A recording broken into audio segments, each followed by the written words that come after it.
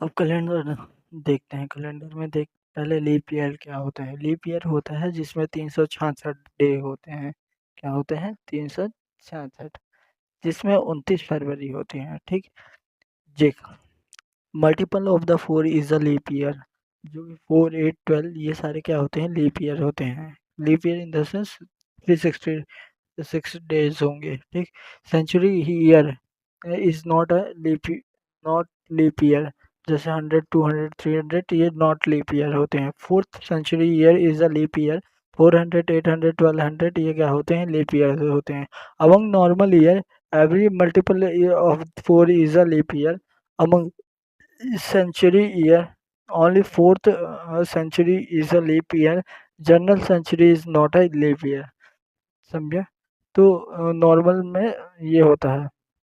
अब देख, अब एक एग्जांपल लिखा हूँ। एबीसीडी अगर लिखा है, 4 लिखा है ना, तो इसमें क्या है, अगर ये 4 से डिवाइड हो रहा है तो और ये सेंचुरी ईयर नहीं है तो ये क्या होगा? लीप ईयर होगा। ए बी 0 0 है और फिर उसके बाद डिवाइडेड बाय 4 0 0 है तो भी ये लीप ईयर है। ये दोनों लीप ईयर हैं। अब देख, ऑर्डिनरी ईयर और जो होती है, अर्थ रिवॉल्व करती है। अर्थ कितने दिन में रिवॉल्व करती है? 365 दिन 5 घंटे 48 मिनट 11 सेकंड में एक अर्थ अर्थ अर्थ एक रिवॉल्यूशन कंप्लीट करती है। जनरली कह सकते हैं 365 दिन 6 घंटे में ये अर्थ रिवॉल्यूशन कंप्लीट करती है। लेकिन 5:48 11 इसमें करती है। ठीक। अगर मैं बात करूँ एक साल में ऑर्डिनरी ईयर में, तो अब मैं पहला क्वेश्चन पूछता हूँ कि एक 365 साल में कितने ऑर्डिनरी ईयर होते हैं? ऑर्डिनरी डे होते हैं। तो 365 डिवाइडेड बाय 7 करेगा तो ये हो जाएगा 52 प्लस 1। 52 इंटू 7 प्लस 1 करेगा, ये हो जाएगा 365। मतलब 365 दिन में क्या होता है कि एक ऑर्डिनरी डे होता है, एक ऑड डे होता है। और बाकी 52 वीक होते हैं और सात सात सात दिन के 52 वीक होते हैं। तो एक ऑर्डिनरी ईयर में 365 डिवाइडेड बाय 7, ये इसका रिमाइंडर आता है 1 ऑड डे होगा। 1 लीप ईयर में क्या होगा? 366 डिवाइडेड बाय 7, तो इसमें क्या आएगा? रिमाइंडर कितना आएगा? 2 2 ऑड डे होते हैं एक साल एक लीप ईयर में। ठीक। अब मैं पहला क्वेश्चन पूछता हूँ, 0 से 100 के बीच में कितने नंबर ऑफ ऑर्डिनरी डे आते हैं? तो 0 से 100 के बीच में 100 डिवाइडेड बाय 4 करूँगा तो ये आएगा 25, जिसमें 100 इज़ नॉट लीप ईयर। तो 24 क्या होंगे? लीप ईयर होंगे। और 24 लीप ईयर होंगे। और 76 क्या होंगे? ऑर्डिनरी ईयर होंगे। 76 इंटू 1 करेंगे क्योंकि ये ऑर्डिनरी ईयर क्या देते हैं? एक ऑड डे देते हैं। और 24 इंटू 2 करेंगे तो ये क्या देते हैं? ये क्या देते हैं? 48 ऑड दे कम करेंगे तो 124, ये जो कि 7 से 0 है इसीलिए डिवाइड किया है तो इतना क्या आएगा? 5 आएगा। तो 0 से लेके 100 साल के बीच में 5 ऑड डे आते हैं। ठीक। और 100 से लेके 0 से लेके 200 के साल के बीच में इसमें हो जाएगा 10 ऑड डे, जो कि 7 से डिवाइड करने के बाद 3 ऑड डे आता है। तो और 0 से लेके 300 के बीच में ये कितना हो जाएगा? 3 इंटू नहीं, उसी में 3 से इंटू कर दो तो 3 हो जाए। 0 से 300 के बीच में फर्स्ट वाले में तो 15 15 डिवाइड बाय से होता है एक ऑड डे आता है। और 0 से 4 के बीच में कितना आता है? अगर 4 करूँगा तो 4 5 चौको 20 20 हो जाएगा। ये इसमें क्या आएगा? 6 ऑड डे आता है। 6 ऑड डे आता है अगर 2004। लेकिन 2004 में क्या होता है? एक लीप ईयर और बढ़ गया क्योंकि अभी century year is not consider as a leap year. But 2004 0 से लेके 2004 में क्या हो गया? सेंचुरी ईयर भी कंसीडर हुआ। तो मतलब 0 से लेके 400 ईयर में क्या होगा कि 6 ना होके 7 ऑड डे होंगे। और 7 ऑड डे मतलब 0 ऑड डे। तो ऐसा नंबर 0 से लेके 400 के बीच में आना है तो उसमें क्या आएंगे? 0 से ऑड डे होंगे। 0 ऑड डे तो मतलब अगर 0 से लेके 400 तो 0 odd day. First odd day मतलब मंडे होगा। सेकंड ऑड डे मतलब ट्यूसडे होगा। थर्ड ऑड डे मतलब वेडनेसडे। फोर्थ ऑड डे मतलब थर्सडे। और फिफ्थ ऑड डे मतलब फ्राइडे। और सिक्स्थ ऑड डे मतलब सैटरडे। और सेवन्थ या 0 कह दें, ये होगा क्या? संडे होगा। या A7 और 0 को क्या कर सकते हैं? इंटरचेंजली यूज़ कर सकते हैं। ये याद कर ले, 0 से लेके 100 के बीच में क्या होता है? 5 ऑड डे आते हैं और 0 से लेके 400 के बीच में कितना आता है, 0 ऑड डे आते हैं। ठीक, अब देख, अब क्वेश्चन आते हैं, इससे कैसे क्वेश्चन बनते हैं कि 15 अगस्त 1947 में कौन सा डे था उस दिन। तो देख, तो इसके मेथड को करने के लिए टोटल 4 स्टेप होते हैं। कौन कौन से? पहले 1947, तो 1900 तक के ऑड डे निकाल। ठीक, 1900 तक के निकाल। फिर उसके बाद क्या कर, शायद 46, उसके एक साल पीछे के निकाल, मतलब ओनली 46 साल के ऑड डे निकाल।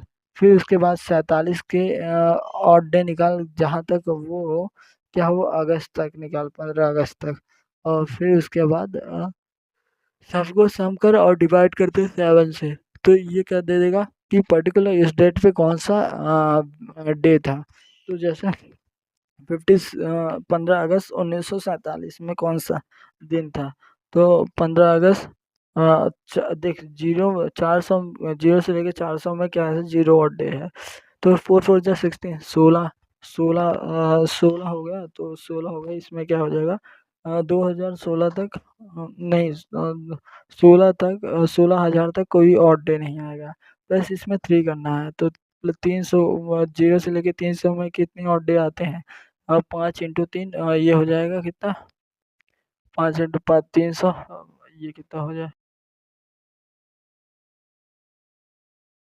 5, 5 × 3 15, 15 14, मतलब एक और डे आएगा, तो 0 से लेके 300 इसमें ऐड कर देगा, तो ये हो जाएगा 1900। 1900 में कितने और टोटल और डे आ गए, ये आ गए टोटल एक और डे आ गया 1900 के तक। और फिर उसके बाद 47, 47 में देखेगा 47, 47 को डिवाइड करेगा 4 से, तो कितने लीप ईयर आएंगे, इसमें आएंगे 11 लीप ईयर। और प्लस इसमें ऑर्डिनरी ईयर कितने आ गए, 35 आएंगे। ऑर्डिनरी ईयर को वही सम करेंगे, लीप ईयर को इंटू 2 कर देंगे और उससे क्या वाई मिल जाएगा। मतलब टोटल उस डिवाइड कर देंगे 7 से, तो इससे क्या मिल जाएगा, ऑर्डिनरी ईयर क्या आ जाएगा, ऑर्डिनरी ईयर 47 के। तो इसमें देखेगा 11 × 2 करेगा तो 22 प्लस 35, ये कितना हो गया, 57। 57 डिवाइडेड बाय 7 कर दे तो ये क्या दे देगा, वन रिमाइंडर दे देगा।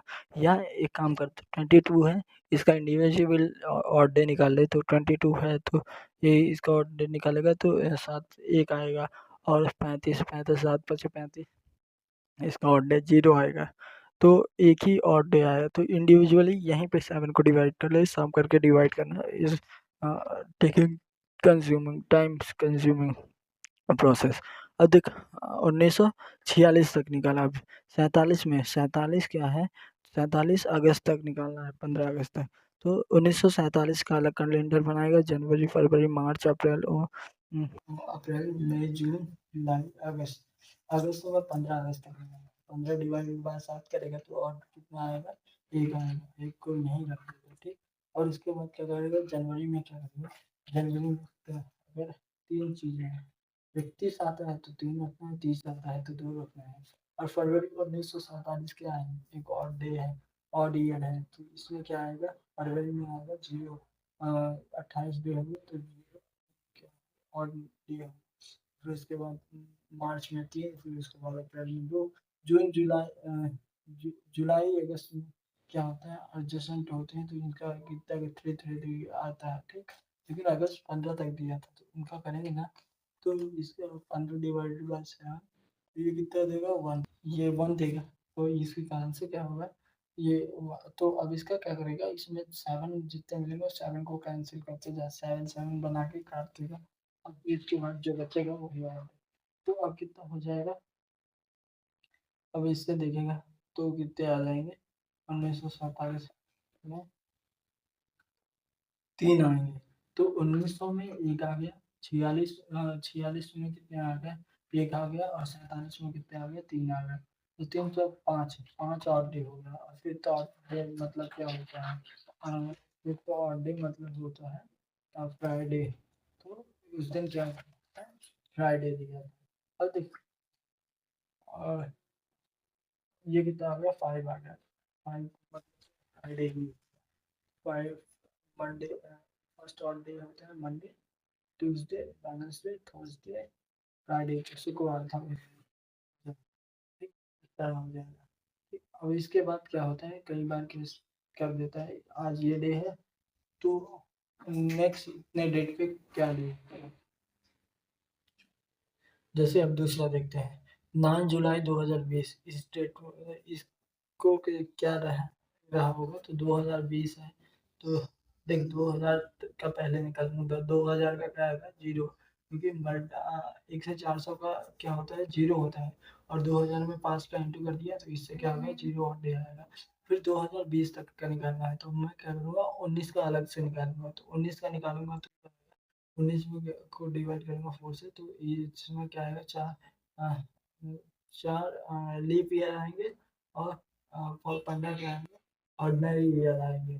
तो इसका 2 हो जाएगा, तो मतलब 8 डे हो जाएगा, और ये 15 डे, 8 मतलब ये एक देगा और वो 15 एक, तो दोनों क्या है, 2 और डे दे दिए, तो 19 क्या है दे दिया, और डे दे दिया। 2020 में देखो, 2020 में जुलाई तक के लिए, 9 जुलाई तक के लिए इसमें 4 और डे आएंगे, तो 4 प्लस 2, 2 प्लस 2, तो 4 4 8 एक हो गया, तो फर्स्ट फर्स्ट पड़ेगा, तो फर्स्ट क्या होता है, फर्स्ट मंडे होता है, तो उस दिन क्या था, मंडे था।